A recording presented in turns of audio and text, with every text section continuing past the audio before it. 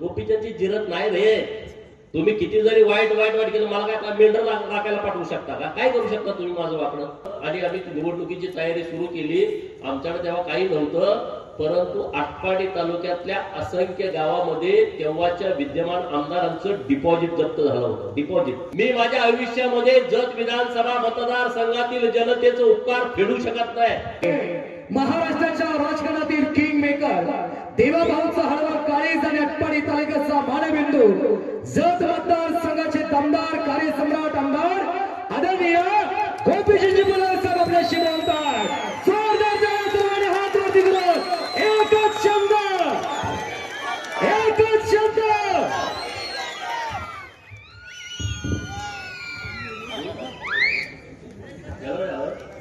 आवाज येतोय ना?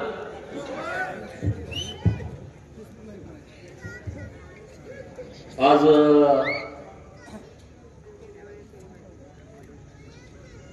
बनपुरी गावामध्ये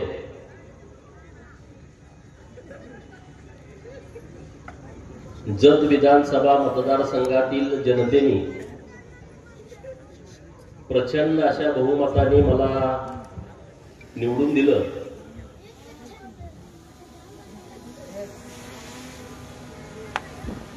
याचा आनंद अखंड महाराष्ट्रातील कार्यकर्त्यांना झाला. जर तर जनतेचं असंख्य लोक आभार मानतायत की विधानसभेचा आमदार होणं हे पश्चिम महाराष्ट्रामध्ये आणि तेही प्रस्थापितांच्या बालेकिल्ल्यामध्ये बहुजन समाजातील कार्यकर्त्यांना होणं हे जरा अत्यंत अडचणीचं काम आहे. आणि अशा परिस्थितीमध्ये अत्यंत थोडक्या वेळेमध्ये 26 ऑक्टोबरला माझी उमेदवारी घोषित झाली आणि 20 नोव्हेंबरला मतदान होतं. म्हणजे फक्त 24 दिवस हातात होते आणि 26 तारखेपर्यंत उमेदवारी मिळणार की नाही मिळणार याच्यावरती चर्चा जास्त होती. टीव्हीला सारखं चालू होतं. गोपीचंदच्या तिकिटाला खूप विरोध आहे, भाजपमधूनच विरोध आहे आणि त्यामुळं तिकीट मिळणार की नाही मिळणार आणि मिळालं तर निवडून येणार की नाही येणार अशी द्विधा परिस्थिती असताना बनपुरी गावातला माझा सहकारी, ज्यांचं माझ्यावरती अत्यंत प्रेम आहे, जिव्हाळा आहे आणि एकदम सामान्य कुटुंबातला साहेबराव शेठ, त्यांनी 26 तारखेला उमेदवारी घोषित झाल्याच्या नंतर मी 100% आमदार होणार म्हणून 11 बोकडं बाजारातून जाऊन घेऊन आले. असा कॉन्फिडन्स कुणाला असेल का सांगा? हे मलाही माहित नव्हतं. मागच्या 8 दिवसापूर्वी महादेव पाटील आणि दोघं माझ्याकडे आले आणि म्हणजे वेळ पाहिजे. मी म्हणलं का? तर असं असं नवस केलंय आणि ते बोकडं का पाहिजे. मी म्हणलं कसं काय? मी म्हटलं निवडून आल्यावर केले का आधी? नाही म्हणजे ते तिकीट डिक्लेअर झालं त्याच दिवशी केले.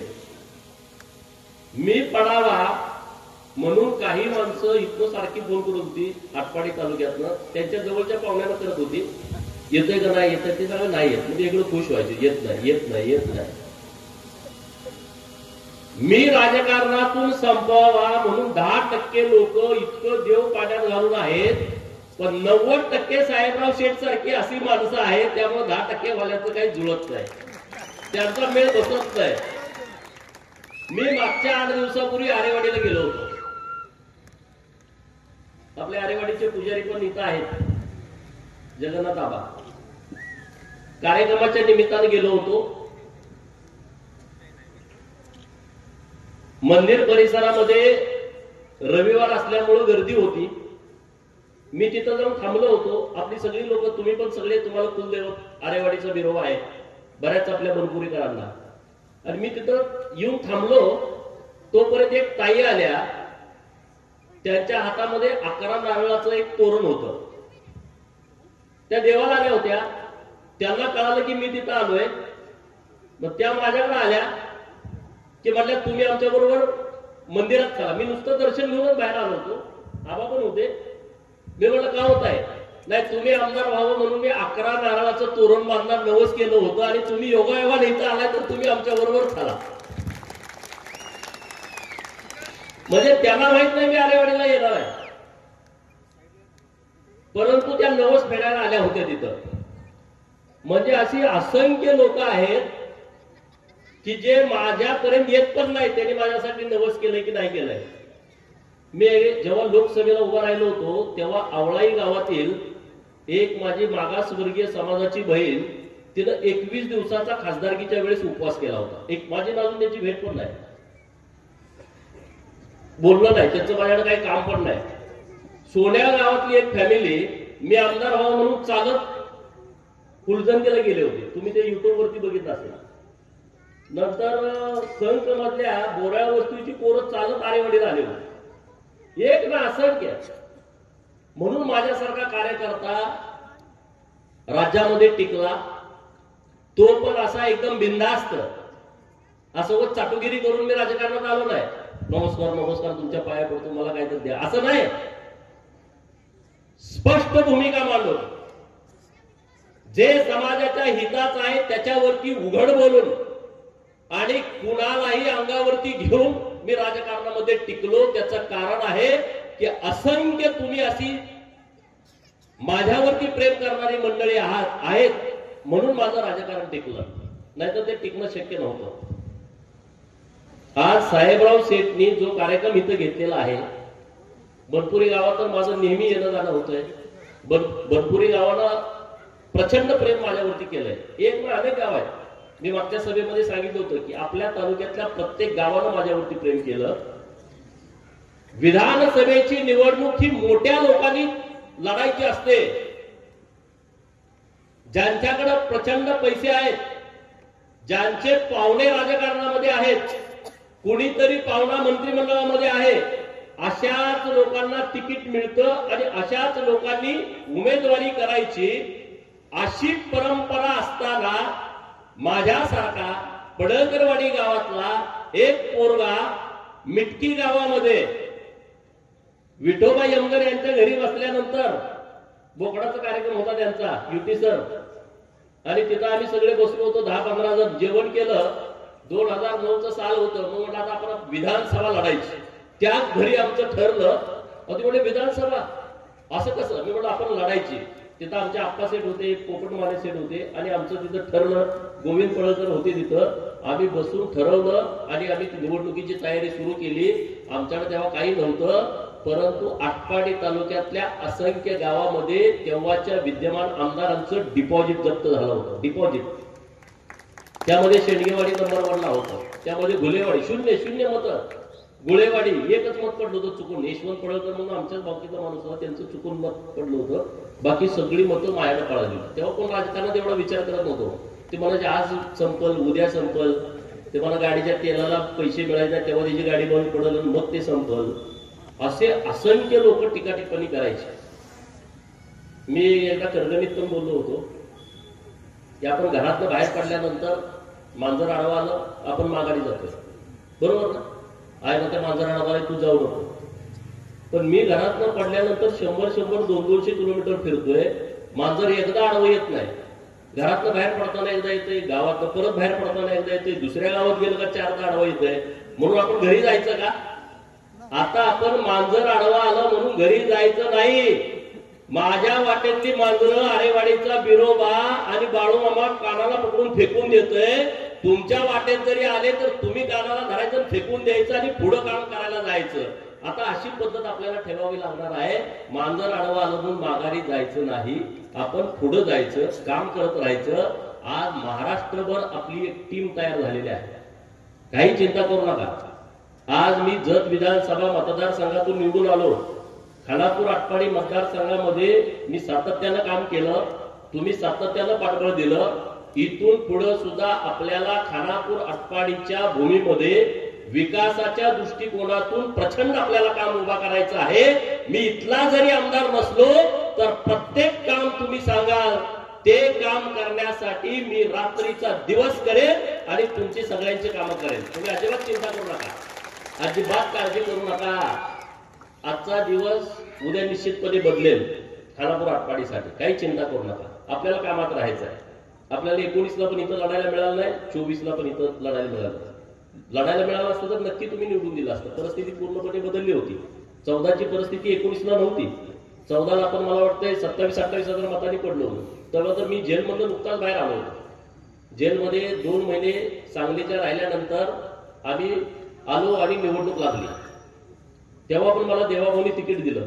जेलमधून आल्या मला तिकीट दिलं. तिकीट मागायला कोणी नाही, सपोर्ट करायला कोणी नाही.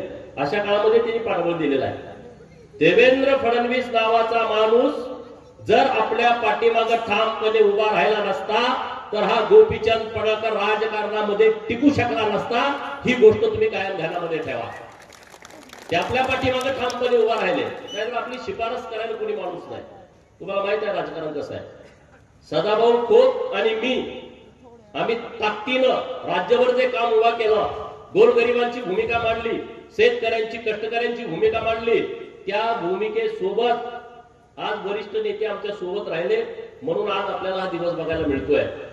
त्यामुळे तुम्ही चिंता करू नका. आपल्याला खूप पुढे मेहनत करायची आहे. मला पण वाईट वाटतंय हो, मी खानापूर आटपाडीचा आमदार व्हायचं म्हणलं पण होऊ शकलो नाही. तुम्हाला पण वाईट वाटत असेल, काही लोकांना बरं वाटत असेल, इथनं बरं गेलं तर बरं जात नसतोय. टेन्शन घेऊ नका. आता इथं ब्रह्माच्या डायला पाय रोवून इथं उभा आहे, तुम्ही चिंता करू नका. तो रात्रंदिवस मेहनत घेतोय, तो पण होणार ना एक दिवस. लढतोय, तुम्ही सगळे सोबत आहे ना. आम्ही चिंता करत नाही, आम्ही लोकांच्या बरोबर आहे. माझ्याकडे कुणी माणूस आला त्याचं काम केलं नाही असं कधी झालं नाही. एखादं काम माझ्याकडून झालं नसेल पण ते काम करण्यासाठी आम्ही प्रयत्न केला नाही असं पण कधी झालं नाही. त्यामुळे तुम्ही कधीही माझ्याकडे आला तर आम्ही तुमच्या सोबत आहे. बनपुरी गावातल्या लोकांना माझी विनंती आहे, शेंडगेवाडीकरांना विनंती आहे, आजूबाजूच्या परिसरातल्या सगळ्या लोकांना माझी विनंती आहे की एकत्रित हो, या, एकजूट व्हा. राजकारणामध्ये प्रचंड ताकद आहे, नीट समजून घ्या. हे राजकारण कुणातरी मागं पुढं फिरण्यासाठीचं राजकारण नाही आहे. कोणीतरी येतं आपल्याला बोलतं, आपण त्यांच्या बरोबर जातो, तशा पद्धतीचं हे राजकारण नाही. राजकारणामध्ये प्रचंड शक्ती आहे. राजकारणच परिवर्तन करू शकतं. राजकारण तुम्ही व्यवस्थितपणे केलं पाहिजे. उद्या जिल्हा परिषद आणि पंचायत समितीच्या निवडणुका आहे. विधानसभेला मी इथं निवडणूक लढवू शकलो नाही.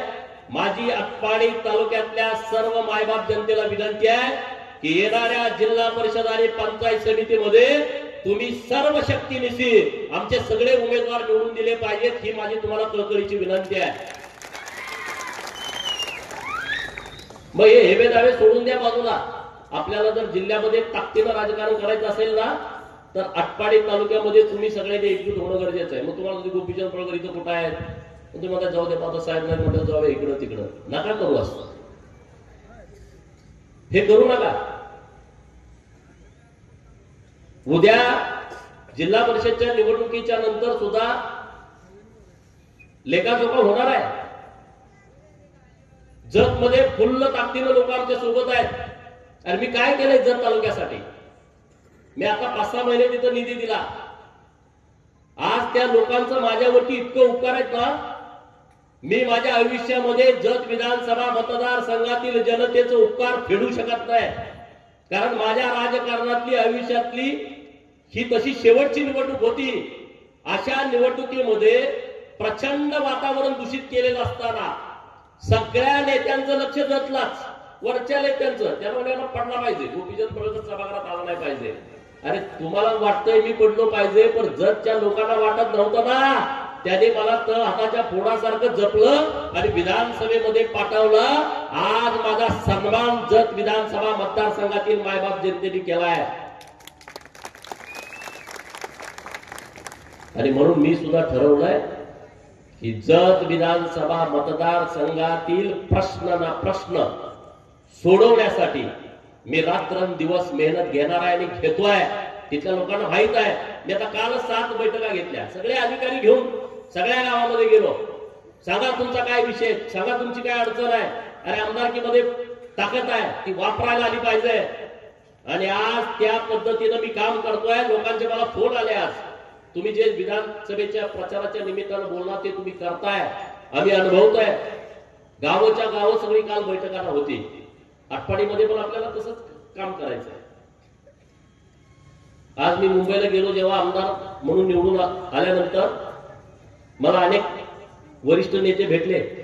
तू कसं काय निवडून आलाय? वातावरण तर टीव्हीला एकदम खराब होतं. सगळे म्हणायचे भूमिपुत्र विरुद्ध बाहेरचं असं वातावरण तयार झालंय. तिथल्या भाजपच्या नेत्यांनी तुला विरोध केलाय, कसं काय निवडून आला? ते पण 40,000च्या फरकानं. म्हटलं ते जत मधली मातीच अशी आहे, तिथल्या लोकांना जे राजकारण कळतं ना, ते पश्चिम महाराष्ट्रातल्या इतर मतदारसंघातल्या लोकांना राजकारण कळत नाही. इतकी जाणकार लोक या तालुक्यामध्ये राहत आहेत, इतकी जाणकार लोक. तुम्ही जतचा जरा आदर्श घ्या. कुणा तर मागे शहरासारखं फिरू नका रे, माझी विनंती आहे तुम्हाला. गाजर दाखवलं म्हणून कुणा तर माग, ज्यांची लायकी आहे ठीक आहे तिथं जावा ना. ज्यांची लायकी नाही त्यांच्या समोर जाऊन तुम्ही बसता. माझ्यासारख्या कार्यकर्त्याला या गोष्टीचं अतिव दुःख होतं. ज्याची किंमत आहे, जो तत्वानं वागतोय, त्याच्याकडे तुम्ही जावा बिनधास्त, काहीच अडचण नाही. अरे पण ज्यांच्याकडं बघितलं तरी नको वाटतं, घाण येते त्या राजकारणाची, अशा लोकांच्याकडे जाऊन काही लोक बसतात. आणि आम्ही कसं गोपीचंद पडळकरची जिरवली, आम्ही त्यांच्या कसं विरोध. गोपीचंदची जिरत नाही रे. तुम्ही किती जरी वाईट केलं, मला काय मेंढर राखायला पाठवू शकता का? काय करू शकता तुम्ही माझं वाकडं? आता ज्या लोकांना वाटतं की गोपीचंद संपला पाहिजे, गोपीचंद काय इतका आता मेंढर राखायला जाईल का? माघारी सांग, होऊ शकतं असं? कशाला वेळ वाया घालवताय? काय होत नसतंय. अरे आम्ही तत्वानं वागतो, आम्ही लोकांच्यासाठी काम करतो, आम्ही चुकीचं काम करत नाही. म्हणून मी राज्यभर फिरतो कुणाला पण लढवून. हे तत्वानं वागल्याशिवाय होत नाही. आज मी 2 वेळा आमदार झालो. कशामुळे झालं? तत्व होतं म्हणून झालं, तुमचा आशीर्वाद होता म्हणून झालं, भारतीय जनता पार्टी माझ्या सोबत होती म्हणून झालं, देवेंद्र फडणवीस साहेबांचा हात माझ्या डोक्यावरती होता म्हणून मी आज 2 वेळा आमदार झालो. एक नाही 2 वेळा आमदार झालो. इथून पुढे आपल्याला काम करायचं आहे. आमदारकी हा विषय महत्वाचा नाही आहे, पण मित्रांनो सन्मानाचा विषय आहे. तुम्ही किती वेळा अपमानित झाला. खाली बसा. मी 2012ची जिल्हा परिषदची निवडणूक मला आठवते. मी इथून निवडणुकीला उभा राहिलो होतो. अरे किती प्रेम करायचं तुम्ही.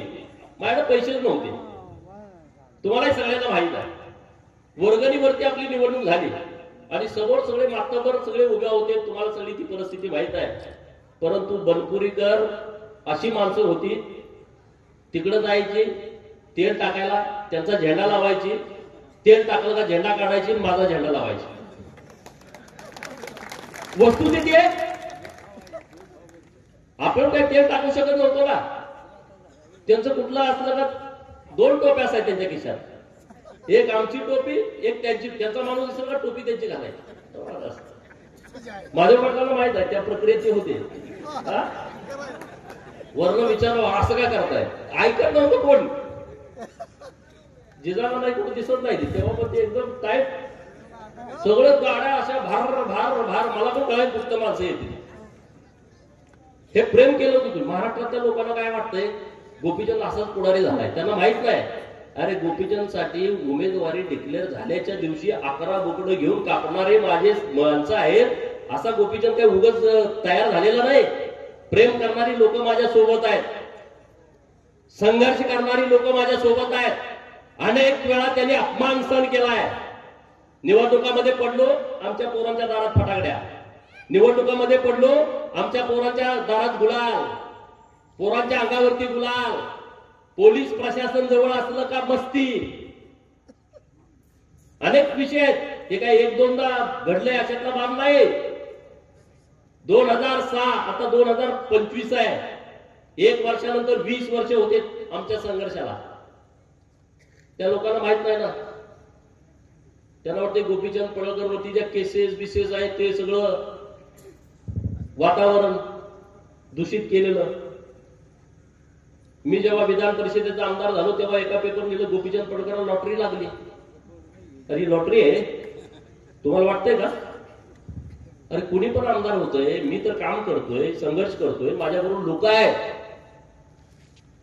आरेवाडीच्या बनात दसरा मेळाव्याला आम्ही कुणाला निमंत्रण करत नाही. विचारा पुजेरे, नुसता आम्ही सांगतो अमुक तारखेला आमचा दसरा मेळावा आहे. तुडुंब सगळ्या बनामध्ये लोक असतात, प्रेम करणारी माणसं आहेत. आणि म्हणून आमचं चाललंय आज आरेवाडीच्या बिरोबाच्या मनामध्ये आम्ही काही कोटी रुपयाचा निधी दिलाय.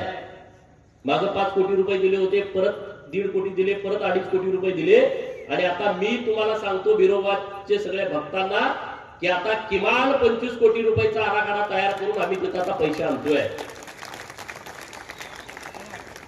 सगळ्या मंदिरांना द्यायचे पैसे, काही चिंता करू नका. सरकार आपला आलाय, आता आपल्याला काम करायचं. तुम्ही काल बघितलं मोदी साहेबांनी लिस्ट काढली पंतप्रधान आवास घरकुल योजनेची. सगळ्या लोकांना आता घरकुल देण्याची प्रक्रिया मंजूर करून टाकली. बऱ्यापैकी घरकुल काल मंजूर झालेली आहेत. राहिलेल्यांना ओबीसी मधून, त्याच्यातून राहिलेल्या भटक्या विमुक्तामधून, त्याच्यातून राहिलेल्या धनगर समाजाच्या पुण्यश्लोक अहिल्यादेवी होळकर घरकुल योजनेमधून सगळ्यांना घरं देण्याची व्यवस्था सरकारच्या माध्यमातून होते. पहिलं सरकार असं आहे की जे सगळ्या गोरगरिबांचा विचार करताय. नाहीतर त्या विधान भवनामध्ये कधी गावात कोण राहतं हे सुद्धा माहित नाही. मी जेव्हा बोलतो तेव्हा माझे सहकारी आमदार मला विधान परिषदेमध्ये म्हणायचे, अरे हा समाज आपल्या महाराष्ट्रात राहतो, तो समाज गडशी डवरी त्याला काय माहित आहे, कडक लक्ष्मीवाला, मरेचा गाडावाला, हेळवी त्याला काय माहित नाही, तांबट आपल्या चौकात येतो त्यांनी कुठं बघितलंय. आमदारांनी, मुंबईत राहणाऱ्या लोकांनी, गिसाडी समाजाचं त्यांना माहित नाही, कैकाडी समाज कुठं राहतोय त्यांना माहित नाही, काय खातो कसा राहतो हे त्यांना माहित नाही. आज आपण सातत्यानं ती भूमिका मांडली. भारतीय जनता पार्टीचे वरिष्ठ नेते देवेंद्र फडणवीस साहेबांनी त्याच्यावरती निर्णय घेतले. आता काम होतोय. मुख्यमंत्री आता परत झाल्याच्या नंतर या महाराष्ट्रातल्या गोरगरिबांना जो न्याय मिळेल, 1907 ला महाराष्ट्राची स्थापना झाल्यापासून जो न्याय मिळाला नाही तो या 5 वर्षामध्ये त्या लोकांना न्याय मिळालेला तुम्हाला दिसेल. निर्णय झालेले दिसतील. त्यांच्यासाठी वेगळं बजेट धरलेलं तुम्हाला दिसेल. त्यांच्यासाठी वेगळं बजेट हे पहिल्यांदा घडतंय महाराष्ट्रामध्ये. नाहीतर कारखानदार, सुतगिरणीवाले, दूधसंघवाले, पांढरी कपडे घालून मुंबईला येणारे, याच्या पलीकडे कधी सरकारची गाडी गेली नव्हती. याच्या पलीकडे कधी तुमचा विचार कोणी केला नाही. आज पहिल्यांदा विचार सरकारच्या माध्यमातून आपला होतोय. शेतकऱ्यांचा विचार होतोय, दूधवाल्यांचा विचार होतोय, कष्टकऱ्यांचा विचार होतोय. गावात राहणाऱ्या सगळ्या 12 बलुतेदारांचा 18 पगड जातीच्या लोकांचा विचार सरकार पहिल्यांदा करत आहे. असं कधी झालं नव्हतं. जो कधी होतो त्याच्या धुंदीतच मंत्रिमंडळ, त्याचं सरकार, मागं 4 गाड्या, पुढं 4 गाड्या, वाईक वाईक वाईक वाईक देवा, ह्याच्या पलीकडे कधी ह्याचं डोकं गेलंच नाही. ह्या पाहुण्याच्या घरात उठायचं, त्या पाहुण्याच्या घरात, त्या पाहुण्याच्या घरात उठायचं, दुसऱ्या पाहुण्याच्या ह्याच्या पलीकडे कधी गेलं नाही. कधी गोरगरीब लोकांचा विचार केला नाही. हे आपलं सरकार पहिल्यांदा असा चांगला विचार करत आहे. 14 ते 19 आणि आता हे सरकार आल्याच्या नंतर मध्ये 2.5 वर्ष पण खूप चांगले निर्णय सरकारने घेतले.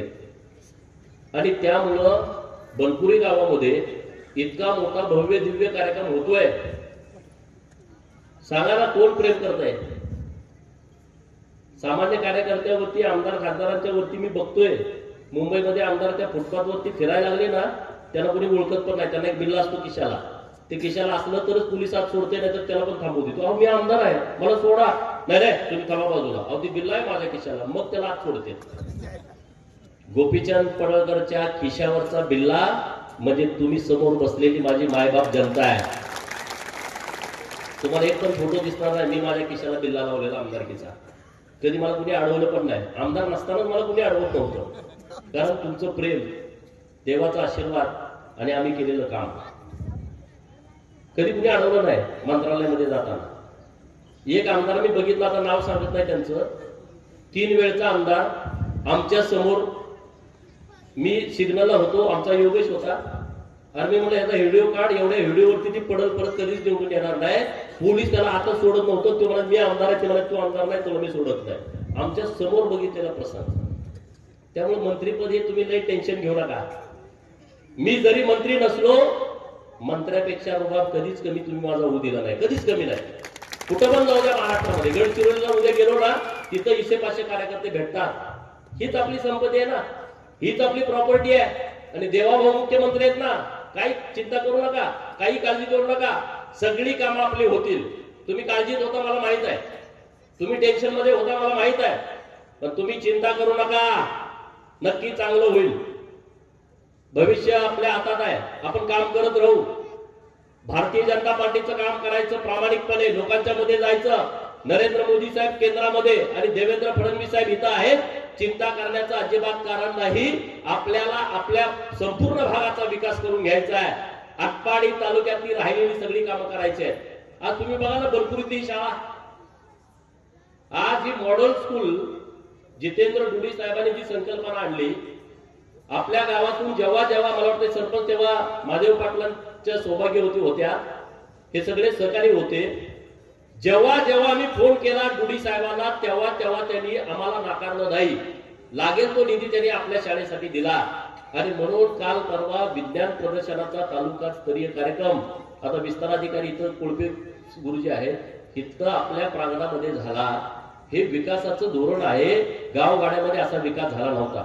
आता शेडगेवाडीचा रस्ता मुख्यमंत्री सडक मधून धरलेला, तुमची जबाबदारी आहे ना. रस्ता असा तसा वाकडा तिकडा केलाय, तुम्ही काय करताय तिथं? मी त्या साहेबांना सांगितलं वाकडा तिकडा नाही, तो सरळच करायचा, उकरून करायचा. तुम्ही तिथं टाईट करा. रस्ता स्वातंत्र्यानंतर मिळालाय, तो जर रस्ता व्यवस्थित होणार नसेल तर तो रस्ता करू द्यायचा नाही. कोण पण असू दे बाजीराव, रस्ता पैसे मिळतात ना, त्याला पैसे दिलेत, ते काय कुणाच्या घरचे पैसे घालून कुणी करत नाही. म्हणून मी अधिकाऱ्यांना परवा सांगितलं होतं, ते अधिकारी तिथे येऊन गेलेत.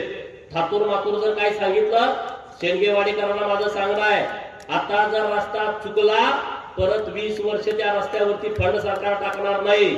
आता जे काय असेल ते ताकद तिथंच लावा, तिथं सगळे रस्ता व्यवस्थितपणे तयार करून घ्या. कुठलं पण काम असलं, कुठलाही कॉन्ट्रॅक्टर असला तरी व्यवस्थितपणे काम आपण करून घ्यायचं. प्रत्येक कामावरती आपलं बारकाईनं लक्ष असलं पाहिजे. आजूबाजूला आपली मिटकी आहे, बाळेवाडी आहे, या सगळ्या परिसरातले करगणी सारखं मोठं गाव आहे, तिथं सुद्धा आपल्याला चांगलं डेव्हलपमेंट करायचं आहे. आपण विधान परिषदेला असताना खूप निधी त्या गावात पण दिलेला आहे. माळेवाडीचे आपले पात्रेवाडीचे आपले गायकवाड साहेब इथं आलेले आहेत, त्याला विचारा, ते माझ्याकडे येतच नव्हते. कुठे जरा उभा राहू गेले का, अनिल गायकवाड सत्कार करून गेले. ते म्हणजे पात्रेवाडीला आम्ही तुम्हाला मतदान दिलं नाही, मग तुमच्याकडे फंड कसा मागायचा? अरे म्हणलं मतदान नसलं दिलं तरी तुम्ही माझ्याकडे या, तुमचं काम सांगा, मी करून देतो. त्यांनी जेवढी मला कामं सांगितली मी तेवढी सगळी कामं करून दिली पात्रेवाडीची. त्यांनी मला परत गावात बोलून माझा ग्रामपंचायतमध्ये सत्कार केला. अहो आम्ही घाबरत होतो की तुम्हाला मतच दिलं नाही, तुमच्या निधी कसा मागायचा? अरे आमदार त्यासाठीच असतो, ज्यांनी मतदान दिलं आणि ज्यांनी मतदान नाही दिलं त्यांचंही काम आपण करायचं असतंय. त्यामुळे तुम्ही चिंता करू नका, आपण व्यवस्थितपणे या सगळ्या प्रक्रियेमध्ये पुढे जाऊ. आपल्याला खूप चांगल्या पद्धतीनं काम करायचं आहे. तालुक्यामध्ये तुम्हाला माझी विनंती आहे, जिल्हा परिषद आणि पंचायत समिती भारतीय जनता पार्टीच्या नेतृत्वात आपल्याला निवडून आणायचे आहेत. तुम्हाला जर खरंच वाटत असेल, नाही तर नुसता माझा सत्कार लाईट लावली तुम्हाला हार घातला त्याचा काही उपयोग नाही. तुम्ही मला 4 झडपी सदस्य आणि 8 पंचायत समितीचे सदस्य निवडून द्यावेत, ही माझी कळकळीची विनंती आहे. जिल्हा परिषद तुम्ही परत एकदा ताब्यात द्या.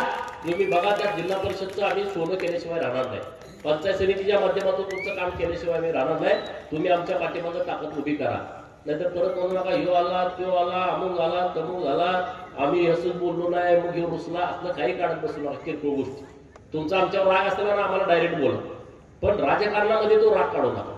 राजकारण हे फार अत्यंत महत्वाचं आहे. आणि त्यामुळं आज बनपुरी गावामध्ये इतका भव्य दिव्य सत्कार साहेबराव शेठ गावकऱ्यांनी सगळ्या घेतला, त्याबद्दल मी त्यांचं मनापासून आभार व्यक्त करतो. बनपुरीकरांचं असंच प्रेम माझ्यावरती राहू द्या. आज मेंढके सुद्धा सगळे टाईट मध्ये इथं आहेत सातत्यानं. मेंढके आमची ताकद आहे हो दीपकराव. आणि बनपुरीतले मेंढके एकदम असे खतरनाक आहे, उलट पालट करून टाकतात काय करायचं म्हणतात तर. माझ्या बाबतीत एकदम क्लिअर असतात. पण सगळ्या लोकांना माझी विनंती आहे बनपुरी गावातल्या की सगळे एकत्रितपणे आपण सगळेजण पुढे जाऊ.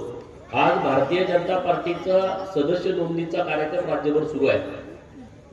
मोबाईल कोणाकोणाकडे हात बाहेर काढा, सगळ्यांचे मोबाईल हातात घ्या, सगळ्यांचे मोबाईल मला वर दाखवा. सगळ्यांचे काढा, ज्यांच्या ज्यांच्या खिशात मोबाईल आहे. जर नाही काढला तर बाहेर जाताना मोबाईल फुटल तुमचा. सगळ्यांनी मोबाईल काढा, एक नंबर डायल करा 88.